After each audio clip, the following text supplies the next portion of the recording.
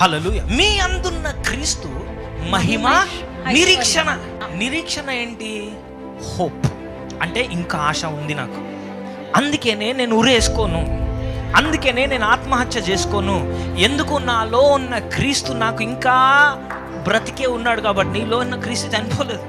ఆయన ఉన్నంత కాలము నీకు నిరీక్షణ ఉంది. నేను చెప్తున్నాను కదా, ఆత్మహత్య పరిష్కారం కాదండి మీకు. నువ్వు నిలబడి నీ సమస్యని పరిష్కరించుకోవడం నీ పరిష్కారం. ఆత్మహత్య ఎవడు చేసుకుంటాడు? పరిస్థితులను చూసి పారిపోయేటాడు. కానీ మనం పారిపోకూడదు, మనం నిలబడి పరిష్కరించాలి. ఎందుకు? దేవుని వాక్యం నీలో ఉన్న క్రీస్తు మహిమయు నిరీక్షణను అయి ఉన్నాడు. He is a hope of glory. నీకు నిరీక్షణ ఉన్నది.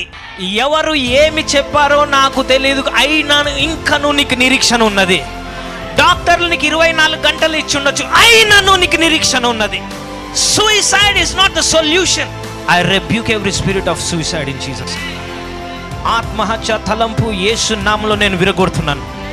వన్ డే, వన్ నైట్ దేవుడు నీ పరిస్థితిని మార్చగలడు.